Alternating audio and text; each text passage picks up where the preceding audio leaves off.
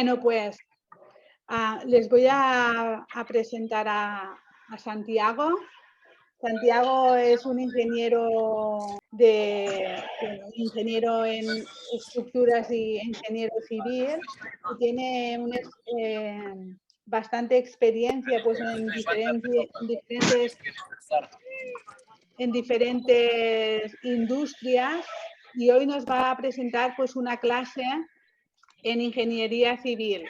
Vamos a dejar que él vaya hablando y si necesitamos preguntar alguna cosa, pues les pido que levanten la mano y Santiago nos va a ir dando paso cada vez que tengamos alguna duda o queremos comentar algo, ¿sí? ¿Les parece bien? Bueno, pues sin así más precedentes, Santiago, adelante. Muchas gracias por estar esta tarde aquí con nosotros. Vale, Clara, muchas gracias.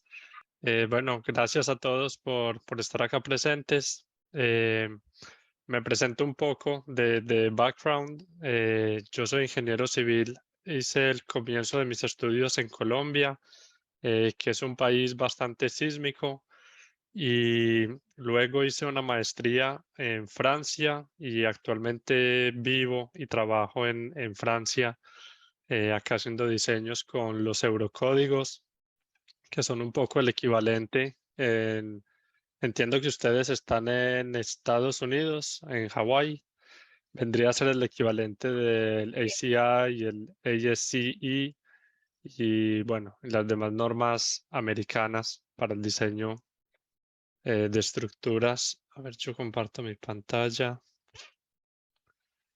¿Dónde está por acá?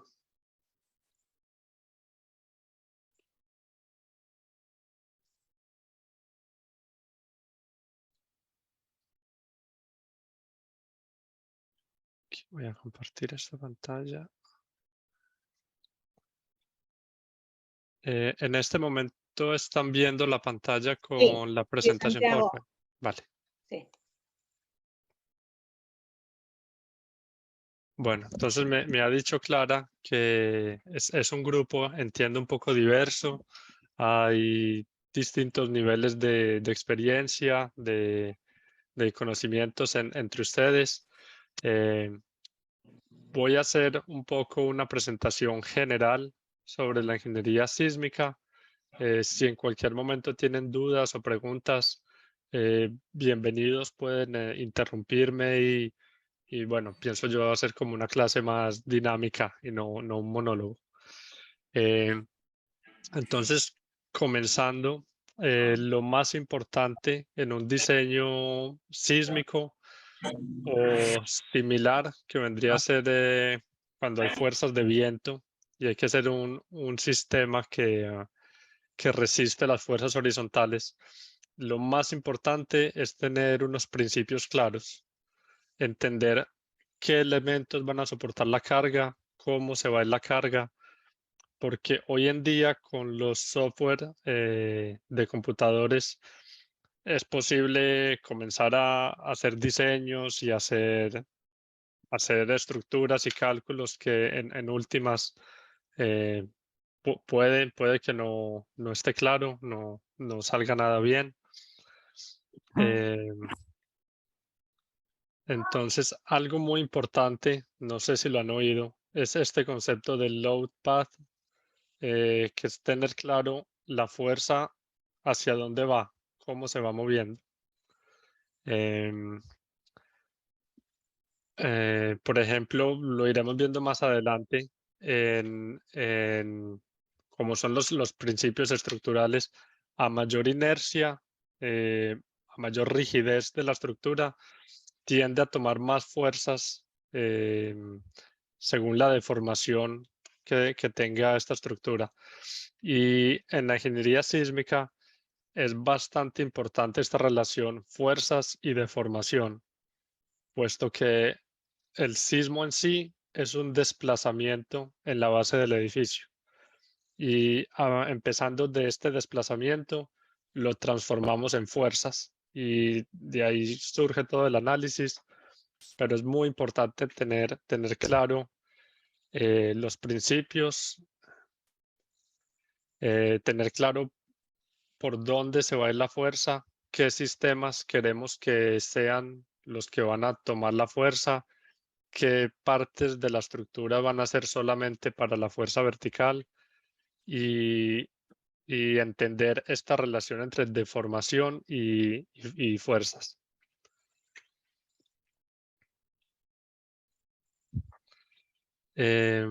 Por ejemplo, hay una frase una vez que la oí en una presentación, me pareció muy interesante, que lo llaman garbage in, garbage out. Hoy en día con los computadores y los software que se pueden hacer modelos globales o análisis locales muy sofisticados, hay que tener cuidado, como les digo, con los principios porque suele ser muy común cuando uno está comenzando en la profesión que también en la era en la que nos encontramos con tantas ayudas informáticas, uno haga todo un modelo y en últimas lo que el output que sale del modelo no quiere decir nada o simplemente está mal. Algo que he oído varias veces de colegas y profesores es que un buen diseño vertical para cargas gravitacionales es muy buena base para un diseño que resista fuerzas horizontales. Pueden ser de viento o sísmicas. Esto, bueno, es una frase un poco de persona de experiencia. Claro que hay que revisar el sistema horizontal, pero en términos generales, si el sistema vertical está bien planteado, si hay buenos detalles, de por sí ya tiene una buena resistencia horizontal. En el caso de ustedes, el ASCE 7, que es donde la norma americana donde estipulan cómo tomar las cargas, cómo definir cargas, y en conjunto con otras normas para el diseño de elementos de concreto, de acero, de madera y los demás. En todo el mundo, bueno, en todo el mundo, según mi experiencia, en Estados Unidos, Colombia, en América y en Europa, son filosofías de diseño muy similares. Cada país tiene sus equivalentes de diseño, pero todos son bastante similares. Entonces, para entrar un poco en materia, ¿qué es un sismo? Es una aceleración en la base de la estructura que genera un desplazamiento. Como la estructura en sí tiene una inercia, una rigidez, este desplazamiento va a crear unas fuerzas inerciales en la estructura que van a intentar volver a recuperar su forma inicial. Esta vendría a ser como la ecuación base de la cual, bueno, esto es como el principio de mecánica de estructuras, que de acá arranca, diría yo, la base para este diseño sísmico, que la fuerza es proporcional a la rigidez del sistema por el desplazamiento. Entonces, en ingeniería sísmica, lo que se hace es tomar esta aceleración y según distintos métodos se hace una equivalencia para analizar la estructura de manera estática con una fuerza, como si fuera una estructura eh, como las cargas verticales, el diseño que uno hace, que es la estructura estática que va a estar en equilibrio con una fuerza aplicada. Porque hacer un análisis real con todos los movimientos y desplazamientos empieza a volverse bastante complicado de realizar y de corroborar que esté bien hecha. Entonces, ¿cómo se tratan los sismos en ingeniería estructural? Normalmente, los tres métodos más comunes es el método de fuerza horizontal equivalente, que lo vamos a ver más adelante, el método de análisis modal, el método de pushover, que el método de pushover ya empieza a ser un método, diría yo, avanzado, se usa poco Y aparte de este hay otros métodos no recuerdo ahora el nombre, de tiempo, de historial de tiempo, y existen otros métodos, pero ya son bastante avanzados y poco utilizados. Entonces, para las etapas de diseño, de manera general, eh, cuando se mira las fuerzas sísmicas, se debe asegurar que la estructura tenga buena rigidez y buena resistencia. En cuanto a la rigidez, se debe asegurar que las deformaciones no sean excesivas, porque esto va a empezar puede dañar ventanas, puede dañar puertas, todas las estructuras, todos los elementos no estructurales pueden dañarse digamos, con un pequeño sismo, y la resistencia, bien entendido, nunca debe sobrepasarse para que sea una estructura segura para sus habitantes. Entonces, estas etapas de diseño son inicialmente una predimensión y coordinación.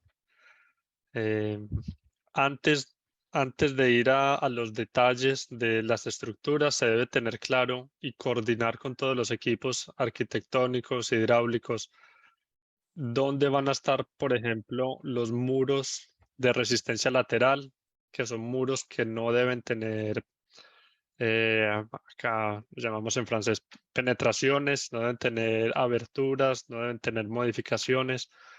Hay ciertos elementos que se deben respetar, y si esto no se tiene claro desde el comienzo, luego van a haber conflictos con otras disciplinas. Evaluación de las solicitaciones sísmicas, lo veremos más adelante. La elección del sistema estructural y el material que vamos a usar. Usualmente para el material no hay mucho margen para elegir. Normalmente está un poco impuesto por el arquitecto o por los costos del proyecto, que una estructura sea en concreto, en acero, en mampostería. Sin embargo, a veces hay un poco un margen de juego, y si se puede elegir un poco el material para tener un poco de control en el diseño. Hay que tener en cuenta las irregularidades de la estructura. Idealmente, para hacer un análisis sencillo, una estructura fácil de analizar es un cubo. Un cubo, es fácil entender cómo se reparten las fuerzas, de determinar dónde van a estar los puntos de concentración de fuerzas, pero en la vida real esto, digamos que creo que nunca sucede, y hay que tener en cuenta todos los retrocesos de balcones, pisos débiles, edificios en forma de L. em, la determinación de fuerzas sísmicas, ya lo veremos más adelante. El análisis sísmico está ligado con el punto 5. Los desplazamientos horizontales, esto ya empieza también a ser como un paralelo que hay que controlar. No es aceptable que la estructura resista, pero se deforme a un punto tal que dañe todos los elementos no estructurales. Derivas, también está ligado al punto 7. Las derivas son los desplazamientos entre niveles, y el desplazamiento horizontal es el desplazamiento total del edificio. Estos dos puntos los veremos más adelante.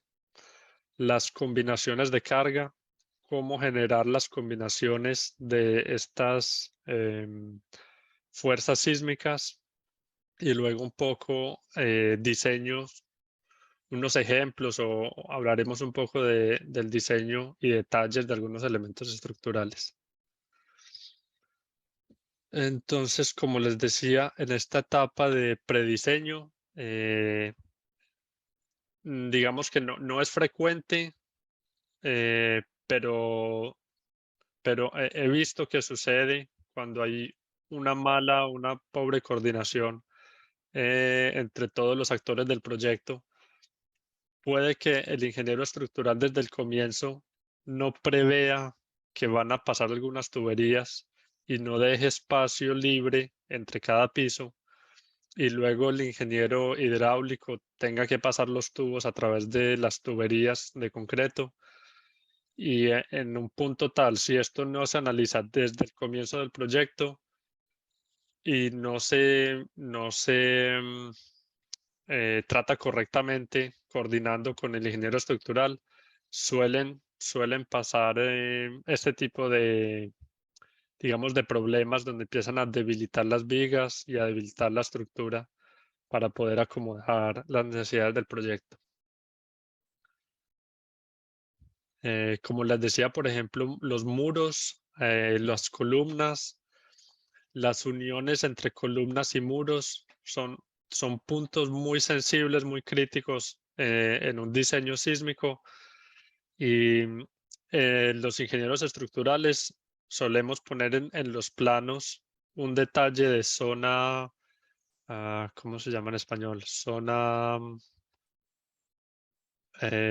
plástica, o zona donde no se permiten hacer este tipo de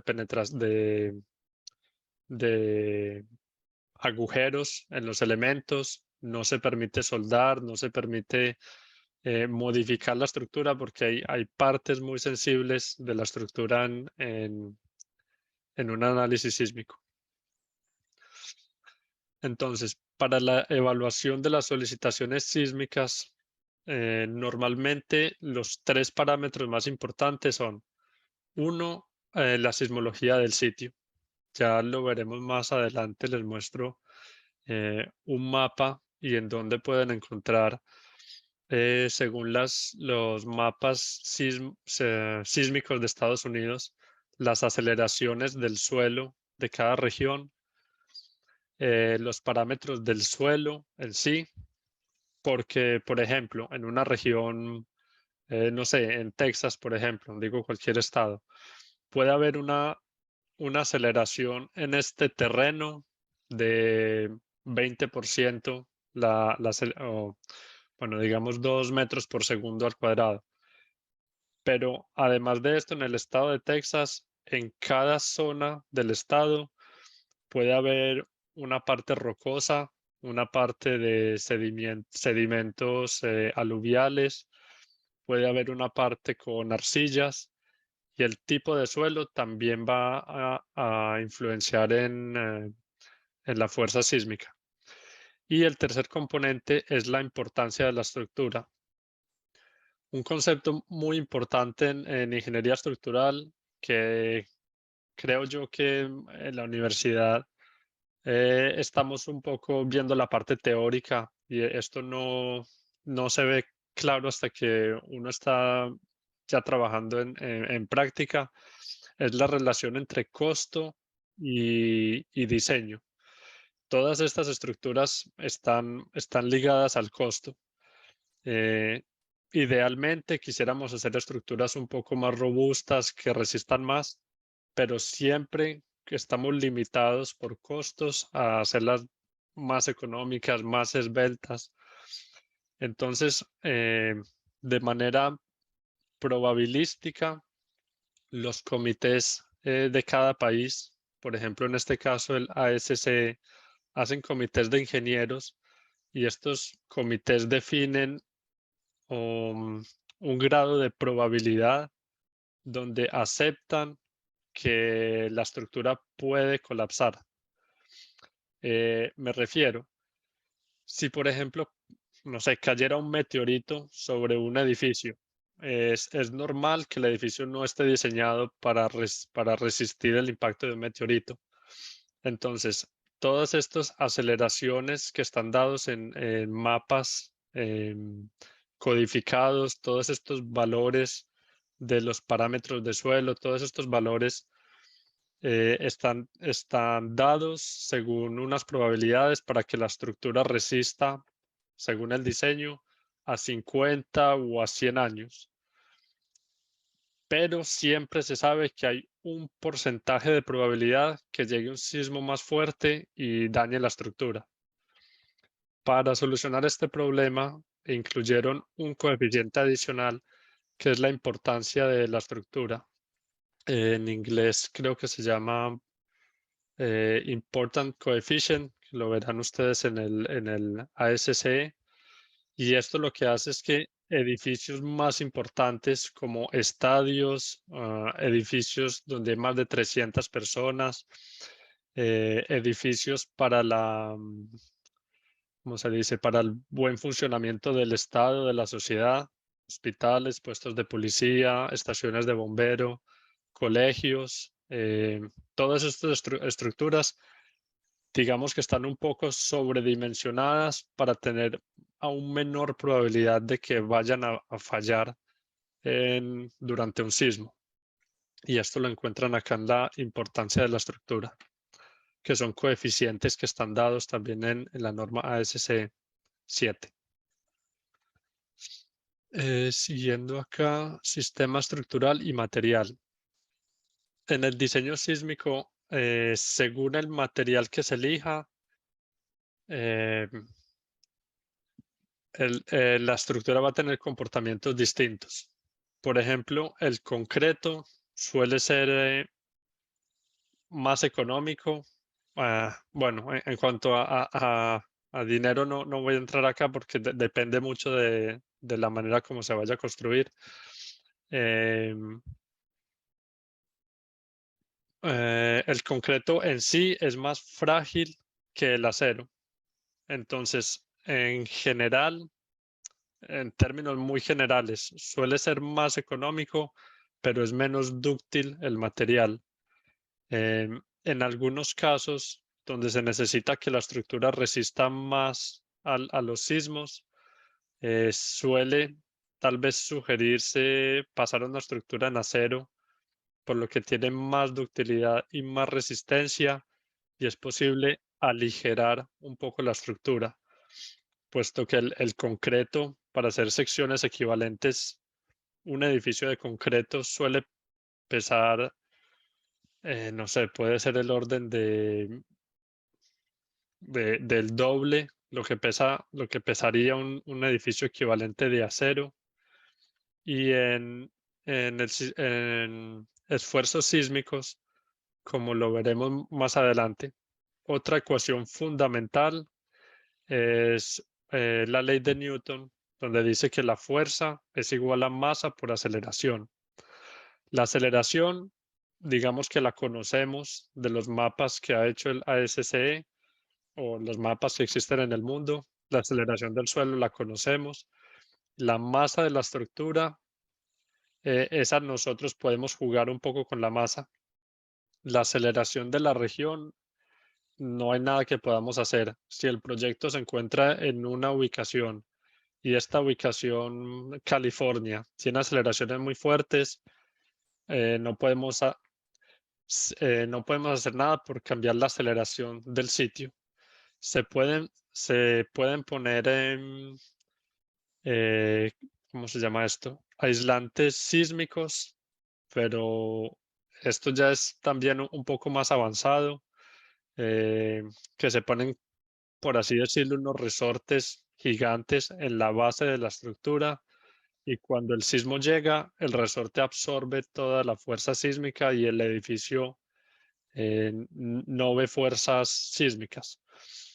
Este tipo de solución es más, puede ser más, puede ser más económico, puesto que poner los resortes sísmicos o este sistema sísmico es bastante costoso, pero se pueden ahorrar muchos detalles y muchos costos adicionales del resto de la estructura, puesto que no tiene mayores solicitaciones sísmicas. También estructuras en madera, mampostería existen. También estructuras mixtas. Cuando se deciden, por ejemplo, entre concreto y acero, es común ver estructuras que comparten sistemas estructurales entre el concreto armado y el acero. Otros también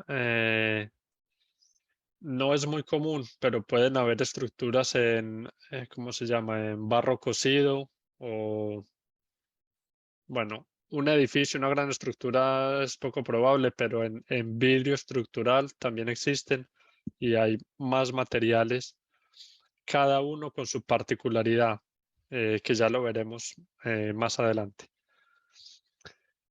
Aparte del material que se elige para hacer la estructura, hay que definir qué sistema se va a utilizar para resistir a las fuerzas horizontales. Los sistemas más comunes es un pórtico a momento, un sistema de muro, pórticos arriostrados.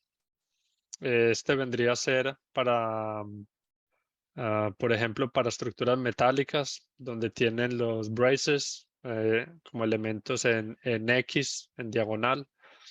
Existen sistemas duales, que son una combinación de sistemas, y existen muchos más sistemas, muchos más, diría yo, unos 5 sistemas más que son típicamente usados, pero estos de acá son los principales.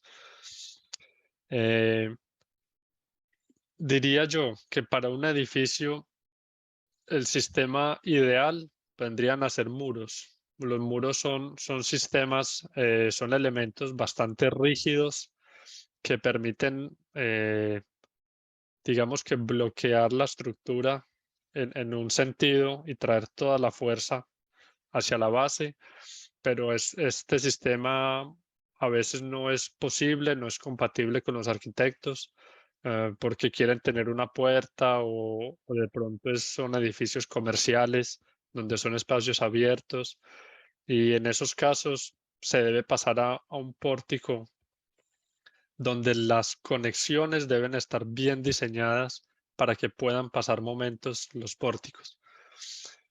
Y si el sistema de muros no es posible y el sistema de pórticos no es suficientemente rígido o resistente para el proyecto, se pueden sugerir algunos arriostramientos en lugares claves de la estructura. Por ejemplo, se suele intentar, si el sistema de muros no es una posibilidad y el sistema de pórticos no es suficiente para la estructura, buscar lugares donde no hay puertas, donde no hay ventanas, puede ser cerca a los muros de los baños, eh, los núcleos de las escaleras, los núcleos de los ascensores, buscar lugares donde se puedan poner riostras o incluso contar con el núcleo en sí de las escaleras y el núcleo del ascensor, que son, bueno, una serie de muros que sirven para estabilizar la estructura en el sistema a fuerzas horizontales.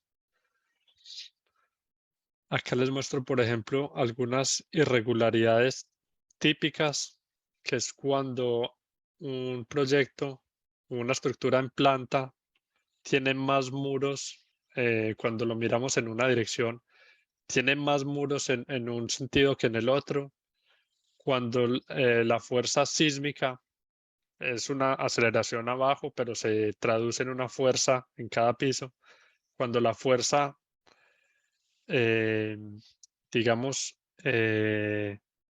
excita el diafragma de cada piso, esta fuerza se puede ubicar en el centro de masa de cada piso, pero habrá otro centro de rigidez, que es el centro, digamos, el centro, no quiero decir geométrico porque depende de los materiales y las rigideces, pero lo pueden ver como el centro geométrico de los elementos que aportan rigidez, y el otro es el centro geométrico donde se ubican todas las masas.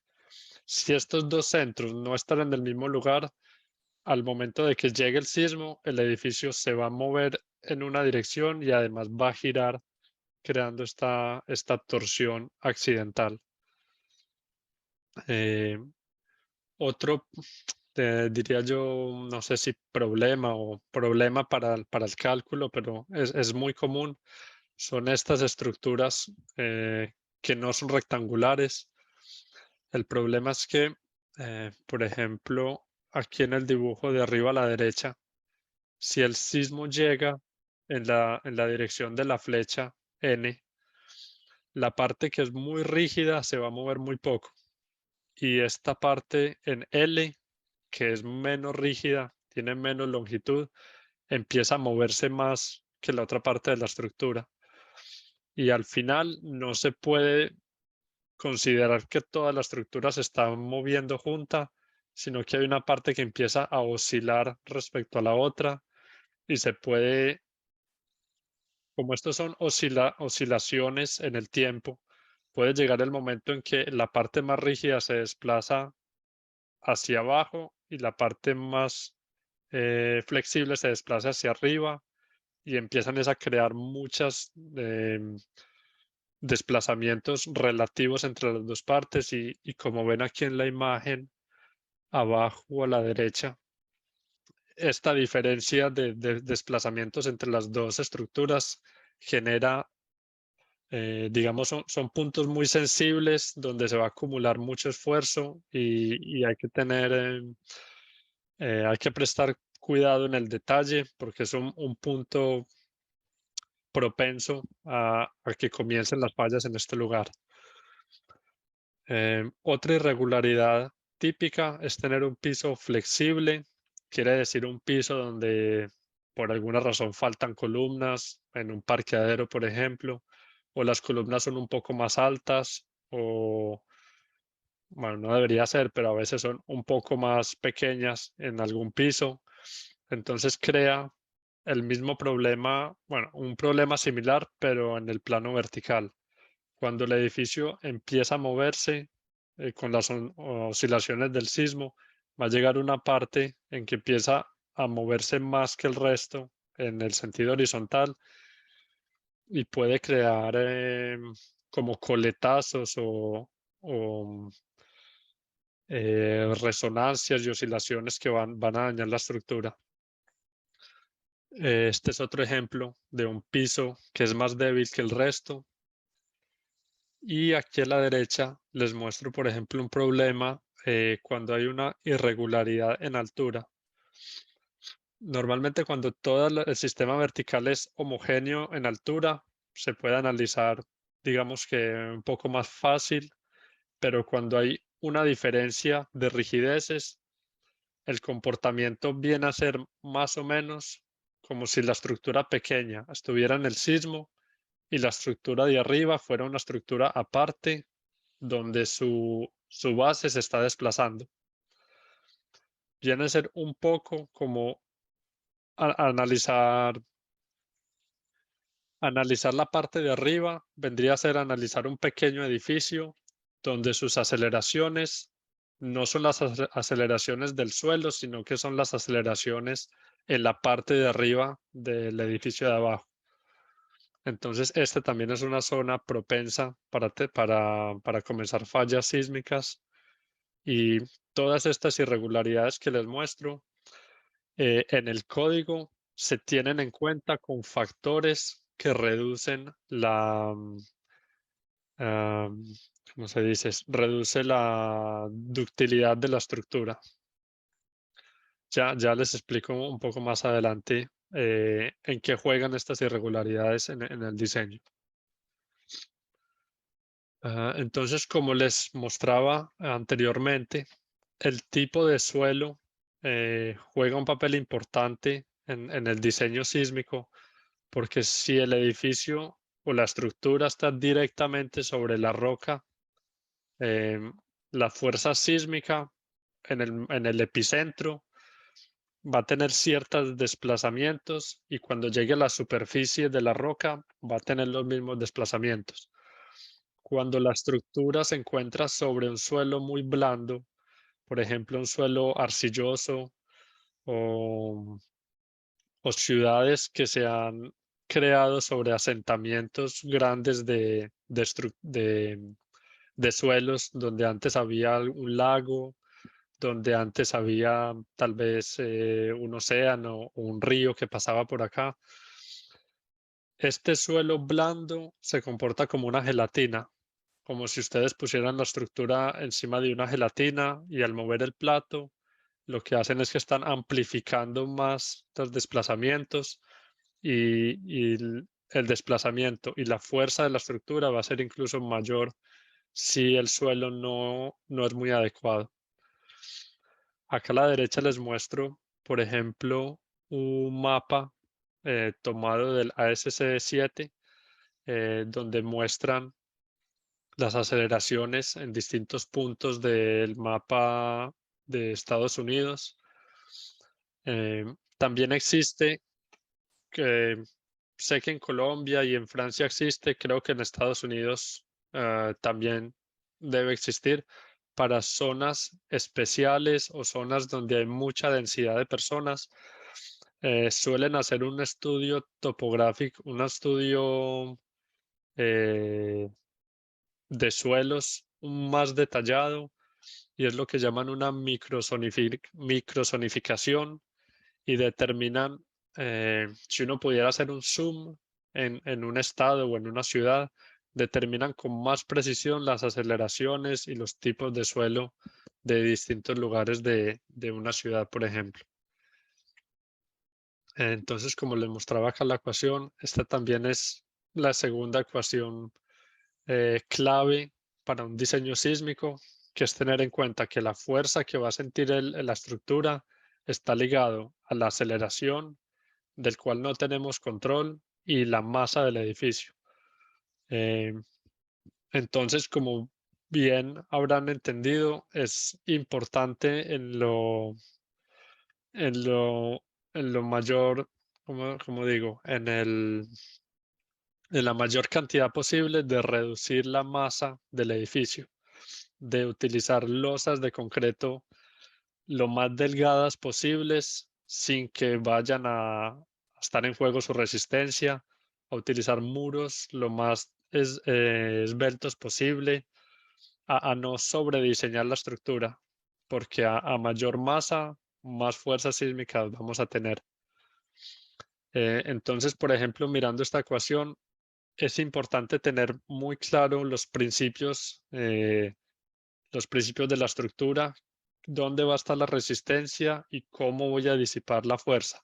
Porque si esto no es claro, pueden comenzar a agregar columnas, vigas y muros que van a agregarle masa a la estructura sin estar aportando mayor resistencia o control de deriva. Solamente va a ser más masa que va a agregar más fuerza sísmica si no se agregan correctamente estos elementos. Entonces, para el análisis sísmico, el primer método, el más simple, que es el método de la fuerza horizontal equivalente, se debe definir el periodo de la estructura. Perdón, empiezo en orden.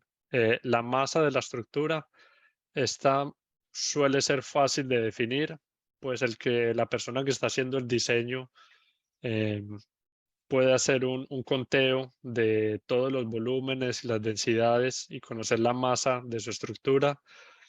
Debe también tener en cuenta todas las masas no estructurales, todo lo que son muros en drywall, acabados, el cielo raso, las puertas. Bueno, no a ese detalle, pero con una carga uniforme se debe tener en cuenta todo lo que no está en el diseño, todas las fuerzas, todas las masas de la estructura que no hacen parte perdón, todas las masas del edificio que no hacen parte de la estructura, hay que tenerlas en cuenta porque todo eso va a estar excitado por el sismo y todo eso va a crear mayor fuerza.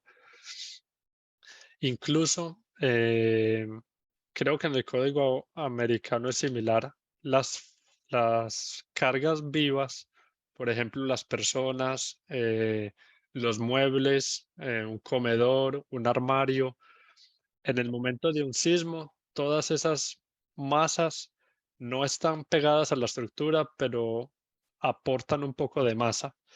No sé si algunos de ustedes ya han estado en un edificio relativamente alto o más de 2 pisos en un sismo, que cuando el sismo llega, un sismo fuerte, la persona se desplaza en la otra dirección. Entonces, la persona o los muebles, los armarios, no están pegados a la estructura, pero se mueven un poco con la estructura. Para tener cuenta de esto, en los códigos de diseño se toma más o menos el 15 o 20% de la carga viva, el live load, y se agrega también como masa para estar seguros de que tenemos toda la masa de la estructura del edificio al momento de hacer el diseño. El periodo de vibración, a veces se hace un modelo en el computador o en Excel para estimar esta frecuencia de la estructura, o también se pueden utilizar ecuaciones, no sé si empíricas o ecuaciones que profesores y colegas me han dicho que no. Es muy generalizada esta ecuación, pero pues da como un primer indicio del periodo de la estructura para poder determinar qué tan rígida es la estructura y qué periodos va a tener. Esto es importante porque como el sismo es una fuerza cíclica, puede durar 1 minuto, 2 minutos. El edificio va a empezar a deformarse cuando llega la primera deformación, el edificio, como vimos, según la rigidez, tiene una fuerza y se deforma. Y luego el edificio va a intentar llegar a su sitio original, pero el sismo va a continuar a deformarlo y va a llegar y se va a deformar de nuevo. Y existe el riesgo de que en este movimiento entre en resonancia. Si el sismo empuja el edificio en una dirección y el edificio regresa y elásticamente, como si ustedes movieran un resorte, él va a regresar a su posición y por la inercia va a seguir hasta el otro lugar. Y así va a empezar a oscilar hasta que llega a su centro donde estaba inicialmente. El problema es que cuando llega la primera vez, si el sismo vuelve a empujarlo a la derecha, él va a sentir la fuerza del sismo, además de la inercia que tiene para regresar a su sitio. Y esto es una amplificación y puede ser una amplificación destructiva, donde cada vez las deformaciones son mayores hasta que se puede caer el edificio. Eh, para este análisis también se considera que las estructuras tienen un coeficiente de amortiguamiento dependiendo de la estructura. Esto quiere decir que incluso si el sismo y la estructura entraran en resonancia, que puede suceder dado que el sismo es un evento aleatorio, eh, podrían entrar en resonancia. Normalmente la estructura ella tiende a frenar sola, ella no va a estar vibrando infinitamente. Entonces, es un poco un juego entre cuánto va a vibrar al infinito, que no entre en resonancia y, y para esto se debe conocer el periodo de la estructura. Entonces, en este primer método, que es el de fuerza horizontal equivalente, la masa la podemos estimar.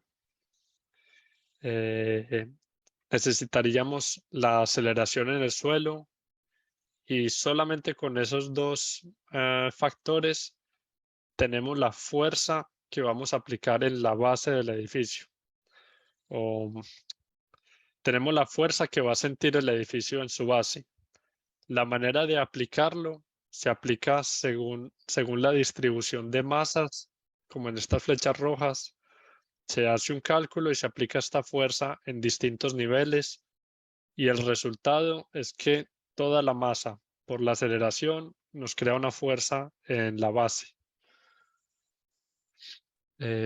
Acá no sé, Clara, si puedo ir un minuto a este video. Me gustaría mostrarles este video.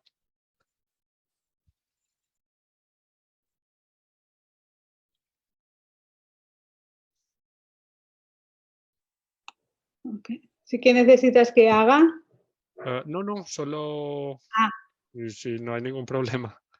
ah, Entonces, para mostrarles, este es un video de un profesor, no recuerdo de qué universidad, que muestra esto que yo les digo de resonancia.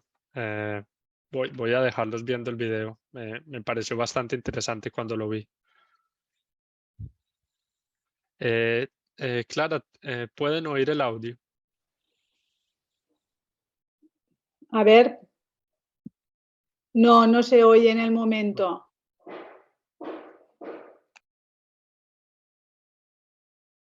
Bueno, si no, yo les voy describiendo. Está describiendo que están utilizando unas varas de madera, aquí unas placas de madera que van a simular la masa del edificio y esta base va a ser el suelo. Esto va a ser el equivalente del suelo que se mueve. Estas varas de madera son la equivalencia de la rigidez de la estructura y las masas, bueno, vienen a ser las masas en cada piso o el peso, la masa de la estructura. Entonces acá como pueden ver, digamos que son las equivalencias de edificios de distintos niveles que tienen frecuencias distintas.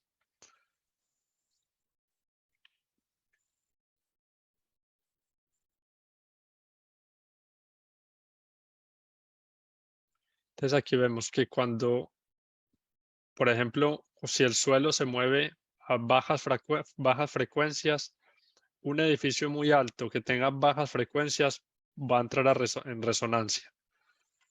Acá, por ejemplo, un edificio de media altura con, con una aceleración de de frecuencias medias es la que más fuerzas y más desplazamientos va a haber respecto a sus otras dos compañeras.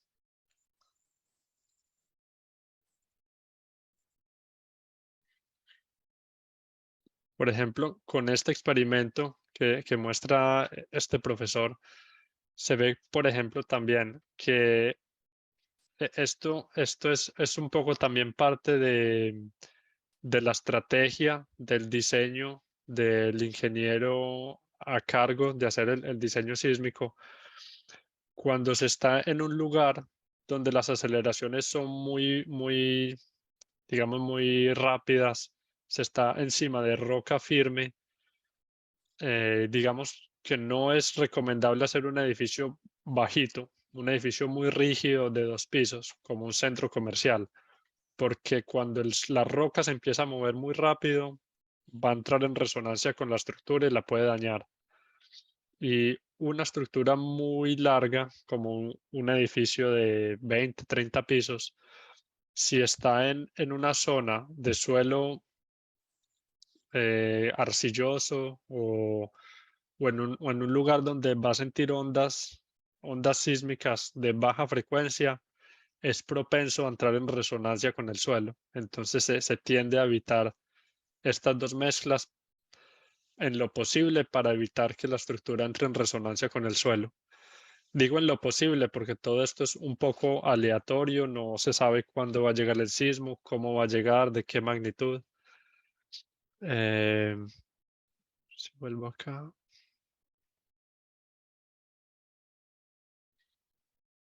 Entonces, este es el segundo método, que es el análisis dinámico, perdón, el análisis modal con espectros dinámicos.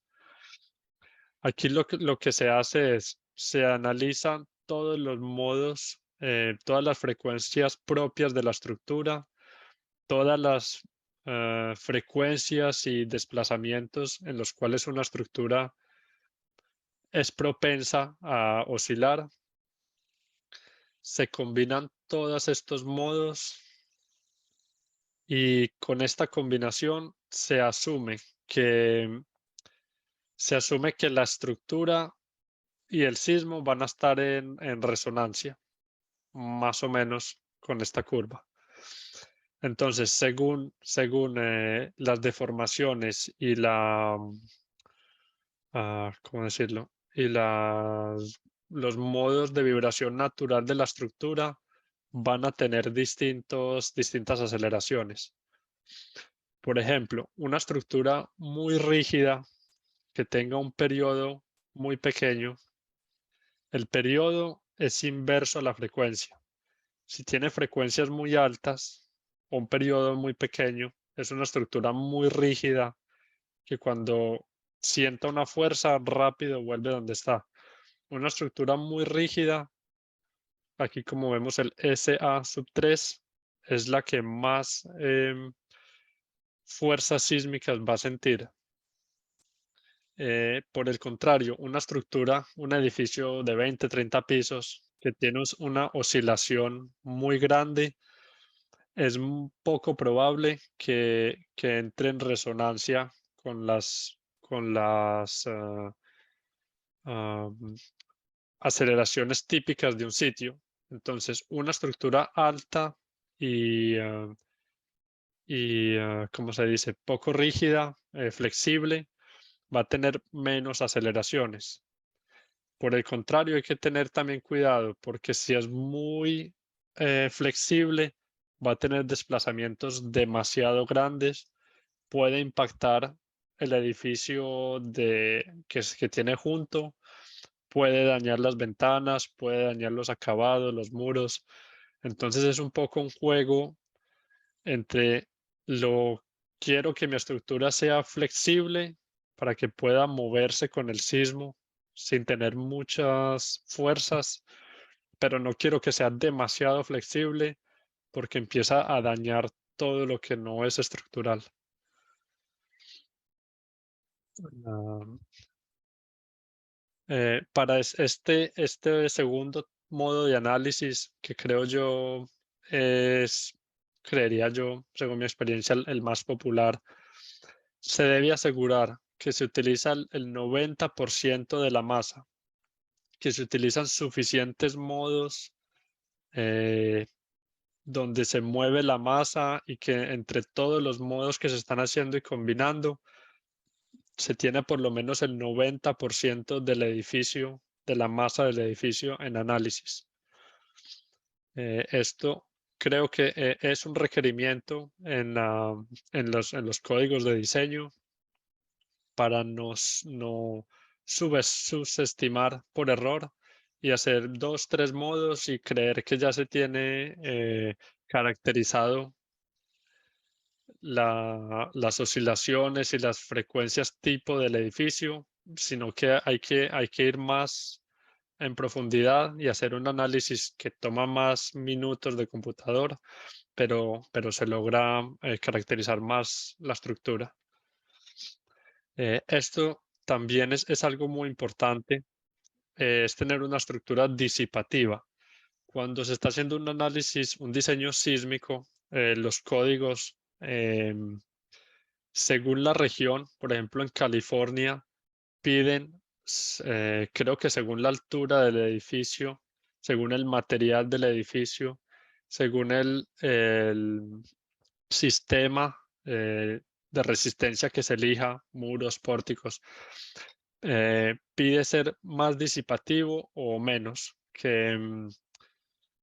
a ver, en este tipo de disipación, lo que se busca es que cuando el sismo mueve la estructura, otra manera de verlo es, además de un desplazamiento, le está imponiendo una energía, le está imponiendo una energía a la estructura y esta energía en un análisis elástico se traduce en deformaciones, pero en la vida real, esta energía que le impone el sismo se traduce en deformaciones, en fisuras en el muro, en partículas de agregado de concreto que tienen fricción, en pernos de acero que tienen fricción, en elementos de acero que están fluyendo, que se están estirando y deformando. Entonces, lo ideal es que para un sismo que le impone una energía a la estructura, se tenga un diseño capaz de deformarse y absorber energía sin que colapse. Un mal diseño, o bueno, por ejemplo, si se hiciera un edificio de vidrio que es un elemento muy frágil, muy brittle material, si se tuviera un edificio 100% en vidrio, cuando llegue el sismo, el vidrio, cuando tiene los puntos de ruptura, se rompe y explota y hasta ahí llegó. Entonces, por eso es que no, además del precio, por eso es que no es común ver un edificio en vidrio en una zona sísmica, porque sería muy inseguro. En el momento en que pasa ese límite, se rompe y ya todo se acabó. Cuando el elemento es dúctil, se pueden ver las fisuras en las vigas, se puede ver que los pernos están doblados, que las vigas están dobladas con wrapping y se ve que la estructura se daña, pero no colapsa. Esta frase también debí de pronto comenzar por esta frase. Es una frase clave en un diseño sísmico y es que se debe asegurar que la estructura no colapse. Está bien si se deforma, está bien si se daña, está en últimas, cuando el sismo es un poco más fuerte, está bien que se dañen los muros, las ventanas, los acabados, pero lo más importante es que la estructura no colapse, que las personas puedan evacuar, incluso que luego rescatistas puedan entrar, que la estructura no colapse es la meta número uno de este diseño. Así quede inservible la estructura, así el suelo quede desnivelado y ahí nadie puede habitar. Lo clave es que no colapse y para eso esta energía, la energía que absorbe la estructura es fundamental en un diseño sísmico. Em, por ejemplo, las estructuras de acero suelen ser muy dúctiles. Las estructuras de concreto suelen ser muy frágiles. Cuando están correctamente reforzadas, las estructuras de concreto se vuelven un poco más dúctiles. Por eso es que en lugares sísmicos el detallado del refuerzo de acero es muy importante. Aquí en desplazamientos horizontales, ya veo que estamos sobre el tiempo, voy acabando.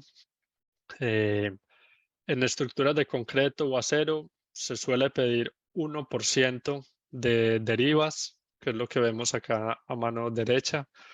Es para evitar los daños de elementos no estructurales y también se debe mirar desplazamiento del edificio total para que no golpee edificios vecinos que también se están moviendo. Ambos edificios se están moviendo y queremos evitar que se golpeen entre ellos. Incluso en un mismo proyecto, es común que si el edificio es muy largo, se haga una junta constructiva, por ejemplo, 50 metros, un tramo del edificio, tienen una junta constructiva, hay doble muro, hay doble puerta, viene a ser dos estructuras separadas, pero a simple vista parece un solo edificio del proyecto. Es importante que las dos estructuras que tienen 3 centímetros de separación en un sismo no se golpeen. Y si se llegan a golpear, es importante que los suelos, cada nivel, los diafragmas estén en el mismo nivel, que se golpeen, digamos, en el peor de los casos, que se golpeen al nivel del piso. Algo que se debe evitar a toda costa es cuando hay diferencia de niveles de estructuras muy cercanas, porque el suelo de un nivel puede golpear una columna a media altura del edificio que está cerca, y si golpea la columna, eso es mucha fuerza para la columna y puede comenzar un colapso. Esto es con lo que les mostraba, por ejemplo, la estructura en sí puede resistir, pero hay que controlar las derivas y desplazamientos para que cuando llegue a un sismo pequeño, la estructura pueda seguir siendo útil sin ningún problema. Estos son cuando hay estructuras en mampostería, ladrillos, en brick, hay que controlar estas derivas. Creo que es del 0.5% la altura para evitar estos daños, puesto que la mampostería es más frágil que el concreto y el acero. Ya terminando, las combinaciones de carga.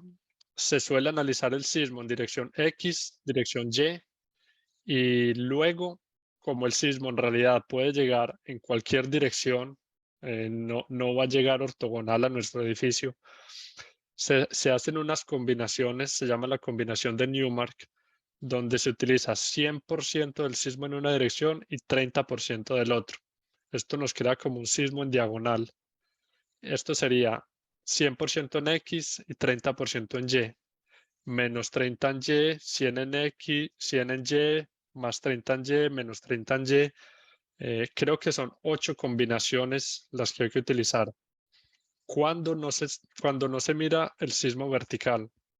Hasta ahora, todo lo que les he dicho, no hemos visto la parte vertical.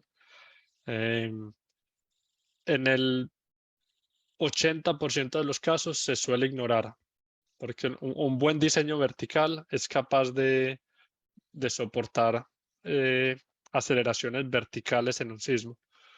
Pero sí, si hay balcones muy grandes o depende de la configuración, puede que se tenga que mirar también la componente vertical, y esto incluye un poco más de complejidad en el diseño. Ya para terminar, algunos detalles, por ejemplo, típicos en estructuras de concreto. Aquí cerca a las conexiones, las vigas suelen tener unos estribos que están mucho más cerca.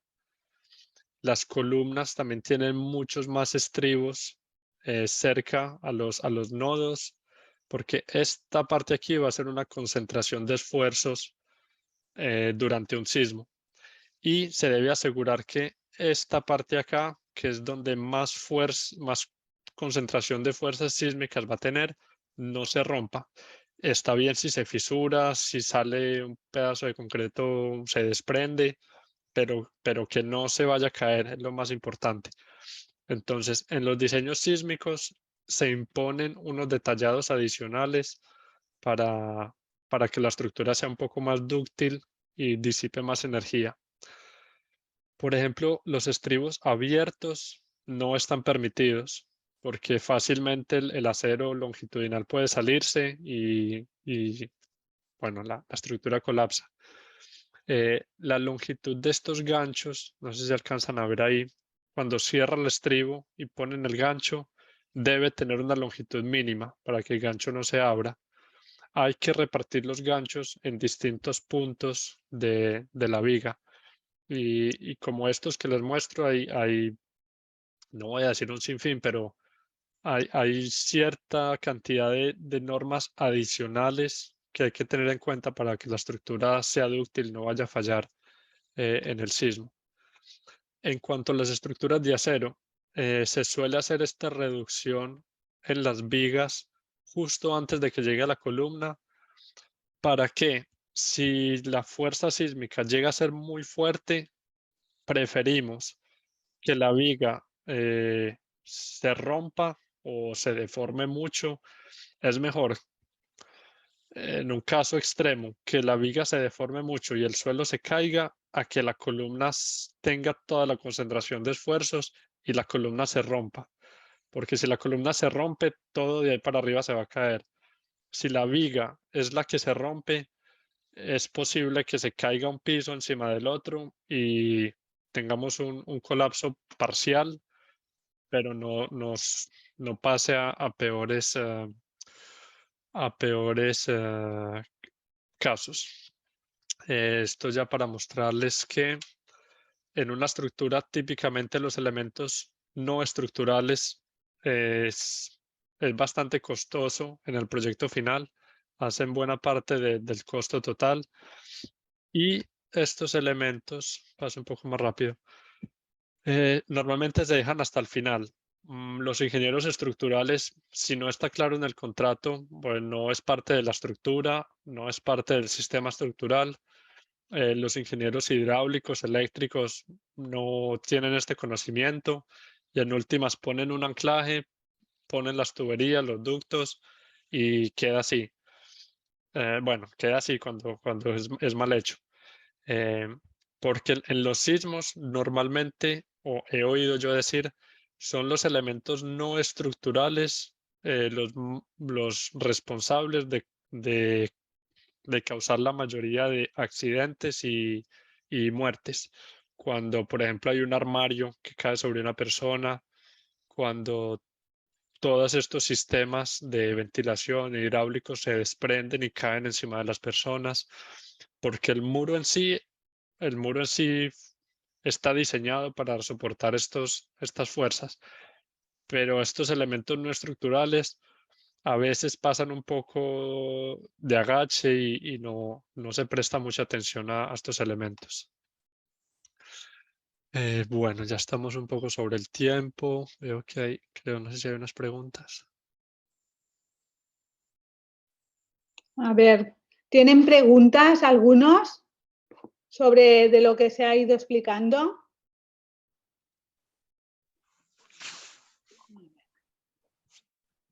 Señorita Clara, ingeniero Santiago, muy buenas tardes. Les saluda Patricio Yacutipa desde Puno, Perú.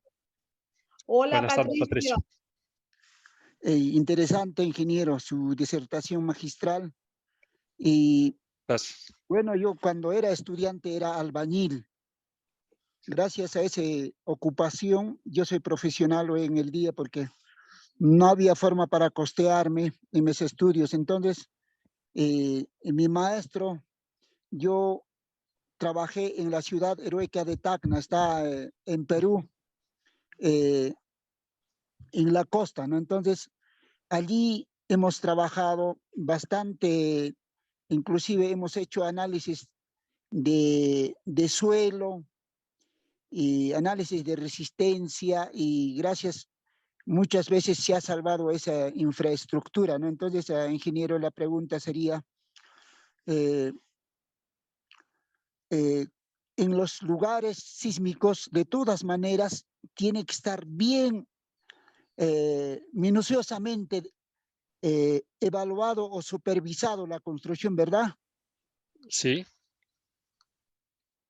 Eso era la pregunta. Entonces, de todas maneras, un profesional tiene que desde el inicio, desde la cimentación hasta su culminación, debe supervisar un profesional, ¿no? Y en ese entonces yo solamente era un integrante como peón, así como ayudante nomás. Entonces, el maestro siempre nos sabía decir de que, miren, hemos construido 5 pisos y acá va a vivir seres humanos y nosotros tenemos que ser responsables en su estructura, es lo que nos encargaba, ¿no? Entonces, así es. por eso yo digo de que toda la estructura de una construcción debe ser supervisado o debe ser hecho el seguimiento de un profesional, es lo que digo, ¿no? Entonces, me confirma usted, ingeniero, de que es así, pues, ¿no? Tiene que ser hecho seguimiento de un profesional. Sí, sí, sí. Me parece muy buen aporte. Creo que según la legislación de cada país, cuando el proyecto tiene más de cierta altura o más de ciertos metros cuadrados, se requiere una supervisión técnica. Creo que en la mayoría de países, cuando hay una solicitación sísmica importante, creo que legislativamente también se requiere una supervisión técnica. Y esto que mencionas, por ejemplo, he visto que sucede. Tal vez la oficina de ingeniería no tiene el tiempo o para ellos es muy evidente y suelen poner detalles en los planos que no son muy claros. Pueden poner, por ejemplo, espaciamiento de los estribos en el nodo, espaciamiento típico para zona sísmica. Pero si el albañil en obra no lo conoce, porque no tiene por qué conocerlo, no sé, pondrá unos estribos cualquiera y si los planos no son muy claros, de ahí se van a desencadenar problemas. Además de que en obra ya se sabe que a veces hay problemas, los detalles no entran, todos los aceros que se ponen en los planos no es posible doblarlos, no entran. Si además de eso los planos son muy confusos, tienen un montón de detalles, tienen detalles incompletos, sí, seguro esto en obra luego se traduce en problemas. Hola, buenas tardes. Hola, Buenas buenas tardes. tardes. Hola, yo soy de Ecuador. Aquí tenemos aquí la supervisión cuando se hace estructuras, hacer estructural. eh, Cuando tú apruebas en la entidad reguladora, en este caso sea el ayuntamiento o municipio, en este caso en estructuras de acero suelen solicitar supervisión de un profesional afín a partir de los 36 metros cuadrados de construcción. Es un problema aquí grave, la verdad, porque si no pasas de esa cantidad de metros o kilogramos, no es necesario ni aprobación de plano. Entonces, una, por ese lado. Y otra, lo más común que suele haber los errores acá, en los encuentros de las vigas con las columnas, en muchas construcciones aquí, unifamiliares, viviendas de 2, 3 alturas, suelen pasar las bajantes pegadas a la columna y a la viga, o sea, quitan totalmente la fuerza a la viga. Esa costumbre tiene acá y es muy difícil quitar esa práctica, esa mala práctica.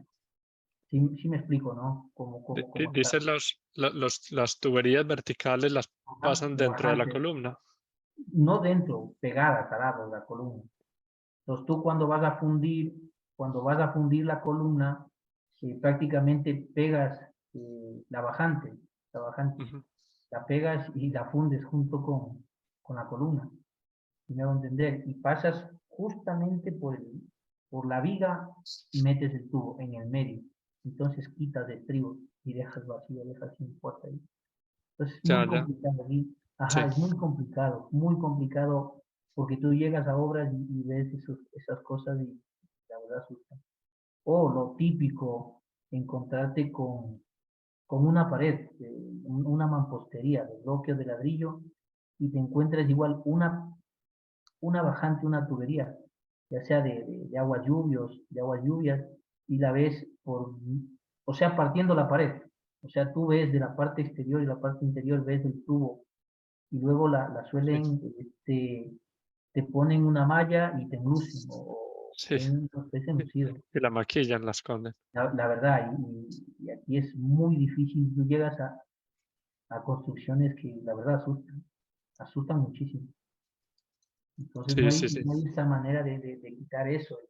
Y tú cuando vas con oficiales o con maestros de obra, la verdad no puedes decir nada porque aquí es muy complicado lidiar con la gente. Y es más, cuando es en el campo, tú llegas y ves, vas a hacer una inspección y te encuentras todo este tipo de cosas. No están reguladas, o si están reguladas a medias y es muy complicado quitarles eso de la cabeza. Es bastante complicado. Eso es, ingeniero, gracias. Sí, sí, sí, con gusto. Pues a mí me parece que la solución para ese problema, que no es sencillo, lo entiendo, es intentar coordinar con estos actores desde el comienzo. Por ejemplo, en la medida de lo posible, hablar con el constructor que lo va a hacer o con el arquitecto y preguntarle si, por ejemplo, en tu experiencia, si uno ya puede prever esto de antemano, preguntarles dónde van a poner las bajantes y no sé, o intentar decirles que las muevan de lugar o prever eso y poner, no sé, sobrediseñar la viga en ese lugar sabiendo que van a pasar una bajante por ahí. Entonces no es sencillo, y además de que no es sencillo, puede agregar más trabajo al ingeniero estructural, pero intentar coordinar esto desde el comienzo. Ok. Sí, buenas Gracias. tardes, Santiago. Sí, buenas tardes. Buenas tardes. Sí, buenas tardes, Santiago. Hola, Clara, ¿cómo están?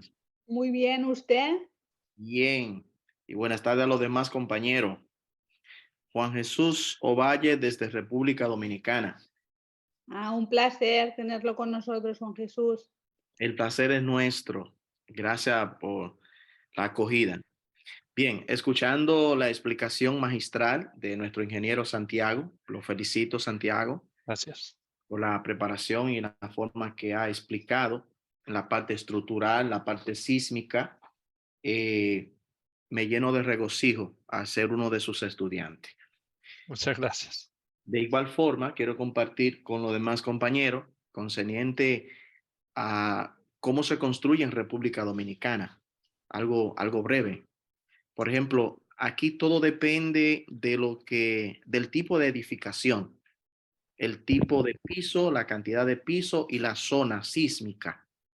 Lo primero que se requiere aquí, el Ministerio de Obra Pública, lo primero que se requiere es que dependiendo el tamaño de la construcción o las cantidades de planta, se requiere un estudio de suelo para ver qué tipo de estructura o qué tipo si se va a construir en platea o en zapata, dependiendo al lugar.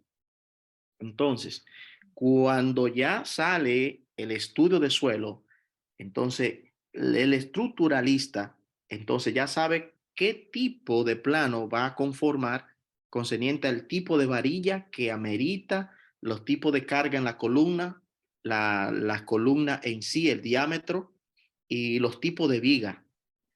Entonces, ya después que se hace el estudio de suelo, que el estructuralista emite el plano, luego entonces pasa por una oficina de obra pública para aprobar el plano y luego que se aprueba en la zapata, lo primero es que se hace una supervisión estructural para ver si la estructura está conforme al estudio de suelo y también a la zona. De igual forma, se le va dando seguimiento a la estructura y se van haciendo probetas. Las probetas, no sé cómo le llaman en otros países, son pequeñas muestras de la parte del concreto, de la resistencia del concreto. El primer concreto en la zapata, luego para las columnas y así de igual forma para las vigas. O sea, en cada etapa van supervisando, obra pública va supervisando. ¿Por qué? Porque tenemos zona aquí, zona sísmica, pero tenemos zonas buenas también. Tenemos zona arenosa, también tenemos rocosa y también tenemos área de pantano. O sea, tenemos todo tipo de suelo. Entonces, al tener todo ese tipo de suelo, amerita un estudio de suelo y un seguimiento concerniente a la edificación estructural. Quería compartir esa parte ya en experiencia con los demás colegas que tengo en el chat. Muchas gracias por dejarme participar y gracias a la vez por escuchar a los demás concerniente a la edificación en diferentes zonas y países. Juan Ovalle de este lado. Muchas gracias, Juan. ¿Alguien más tiene alguna otra pregunta o algo que quiera aportar?